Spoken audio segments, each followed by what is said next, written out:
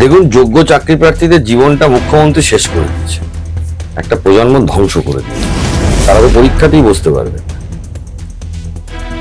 যারা অযোগ্য তারা তো পরীক্ষাতেই বসতে পারবে। যারা টেন্টেড ক্যান্ডিডেটকে তাদেরকে বাঁচানোর জন্য মুখ্যমন্ত্রী কেন এত লাফালাফি করছে? দেখুন, বয়সের ছাড় এই পুরো 22 লক্ষই পাবে।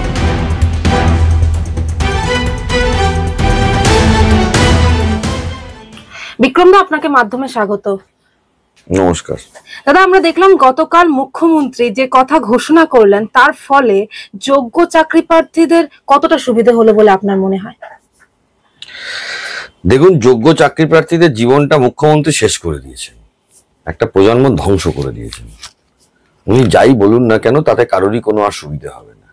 রায় আছে, আদালত আছে, যা কোর্টের রায় আছে তাই হবে।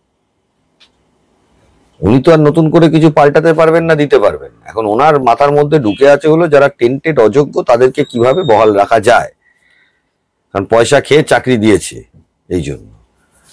তারা তো পরীক্ষাতেই বসতে পারবে না,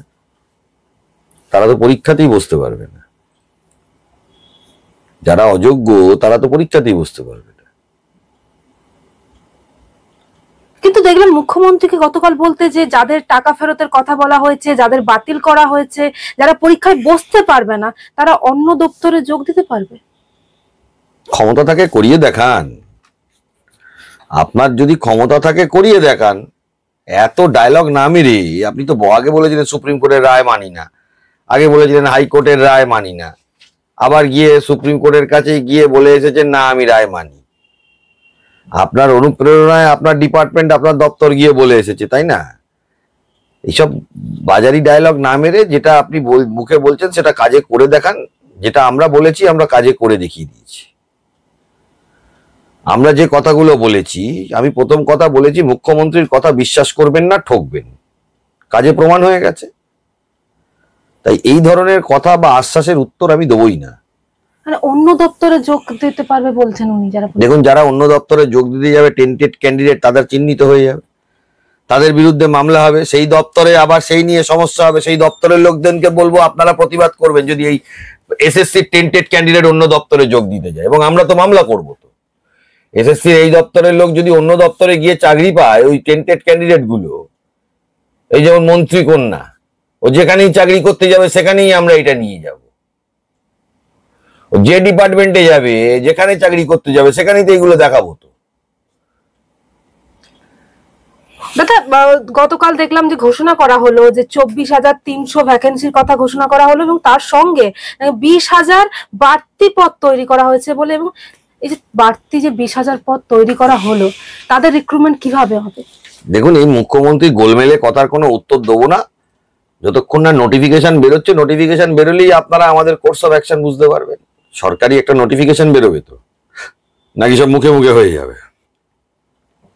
নবান্ন থেকে মুখে বলে দিলাম চাকরির বিজ্ঞপ্তি হয়ে গেল, নবান্ন থেকে মুখে বলে দিলাম 26,000 যোগ্য, ব্যাস 26,000 যোগ্য হয়ে গেল। মানে এইরকম যদি প্রসেস উনি ভেবে থাকেন তাহলে তো কারোর কিছু বলার নেই। উনি সার্কাস ময়দানে জোকারি করতে যাচ্ছেন এতগুলো মানুষের ভবিষ্যৎ নিয়ে। এই যে 20,000 নতুন যে যাদের মানে পদ তৈরি করা হলো, এদের কি রিক্রুটমেন্ট কি একই সঙ্গে হবে না আলাদা, কি মনে হয়? দেখুন, মুখ্যমন্ত্রীর কথা তো বিশ্বাসযোগ্য কথা নয়, তাই ওনার কথার উত্তর দেবো না। সরকারি নোটিফিকেশন যখন বেরোবে তখন যা প্রয়োজনীয় ব্যবস্থা নেওয়ার আমরা নেব।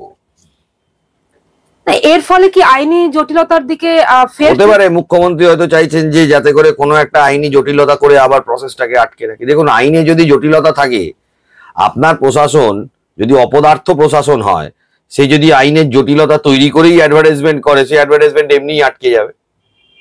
এখন লোকে এটা বুঝে গেছে, কারণ মামলা তো আর লয়াররা মামলা করবে না, এটা তো পুরো ভুলভাল কথাবার্তা। লয়াররা মামলায় অ্যাসিস্ট্যান্স দেয় কোর্টে, কারুর হয়ে রিপ্রেজেন্ট করে। মামলা তো যারা ক্যান্ডিডেট তারা করবে। আমাদের সাথে কারা যোগাযোগ করে? তারাই যোগাযোগ করবে যারা প্রতারিত বিতাড়িত, তারা আমাদের কাছে যোগাযোগ করে। শুধু আমি একা বলে না, প্রচুর লয়ার আছে। আজকে আমি লয়ার আছি, কালকে অন্য লোক আইনজীবী থাকবে, কোর্টে মামলা হবে। আপনি যদি একদম প্রসেস তৈরি করে রেখে দেন যে এটা এমন ভাবে করবো যাতে করে স্টে হয়ে যাবে, বা কি যেটা গলত আমি রেখে দেবো, তার মানে উনি ভবিষ্যৎ প্রজন্মকে নিয়ে খেলা করছেন। না এর ফলে কি আবারও মামলা হতে পারে বলে মনে হয়? নোটিফিকেশন না বেরোলে তো হবে কি হবে না বলা সম্ভব না, ত্রুটি থাকলে তো মামলা হবে। মোদ্দা কথা, যারা আগের বার টেন্টেড হিসাবে চাকরি পেয়েছিল তারা পরীক্ষায় বসতে পারবে না। যারা ক্যান্ডিডেট আছে বিকাশ ভবনের সামনে যারা আন্দোলন করছে তারা নিজেরাও জানে কারা টেন্টেড কারা নন টেন্টেড।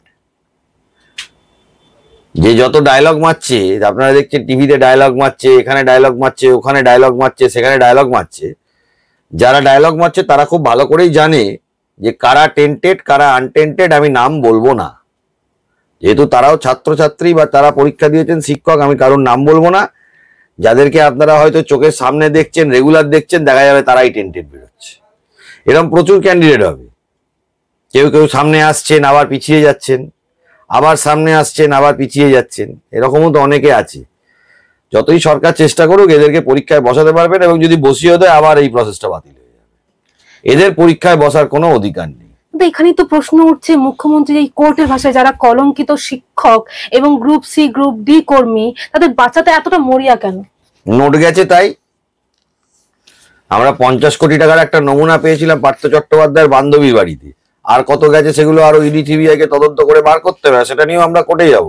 এটাই তো তদন্তের বিষয়, যে যারা টেন্টেড ক্যান্ডিডেটকে তাদেরকে বাঁচানোর জন্য মুখ্যমন্ত্রী কেন এত লাফালাফি করছেন, তাতে ওনার গায়েটা লাগছে কেন? কমিশন খেয়েছে নাকি? প্রশ্ন আমার এটা। এত লাফালাফি করার কারণটা কি? কিছু খেয়েছে? সেটা তো আমরা জানি না, সেটাই তদন্ত হওয়া প্রয়োজনীয়তা আছে।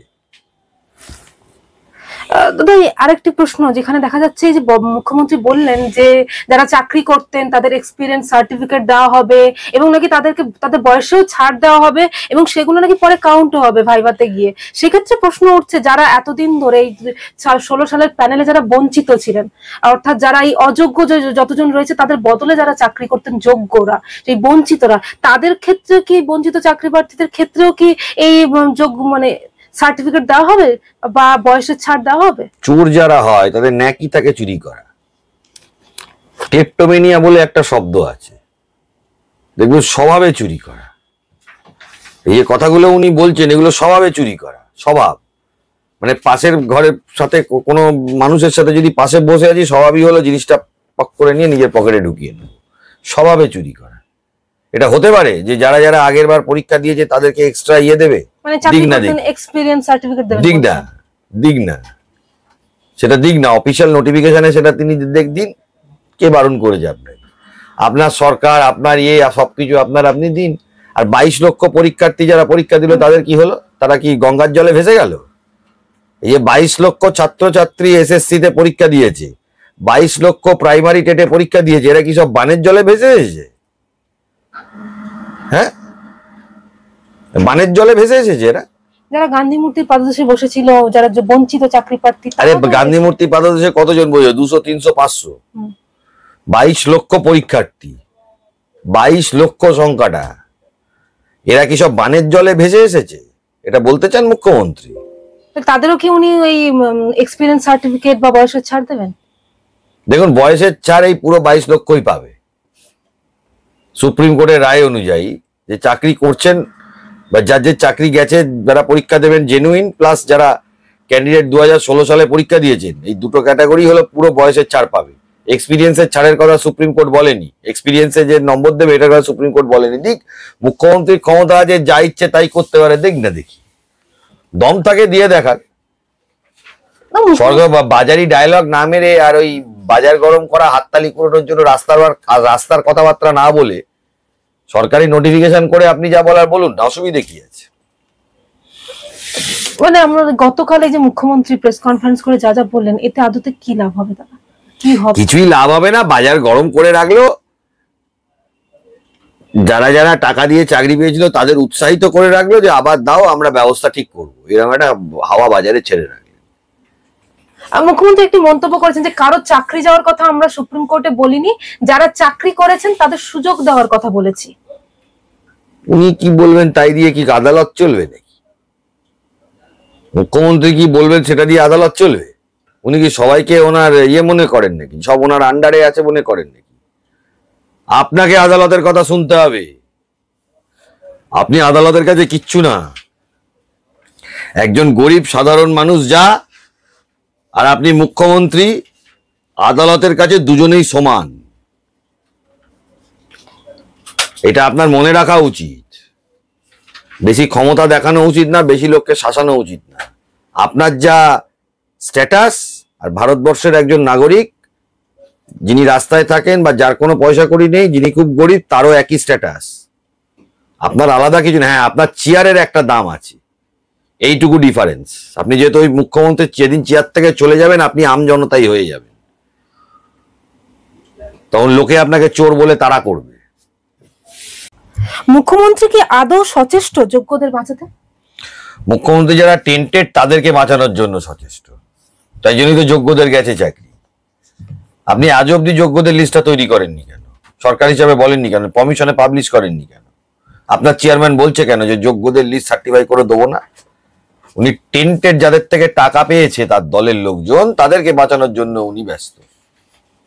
এখনো সেটাই ওনার প্রেস কনফারেন্স শুনে আমার তো তাই মনে হলো।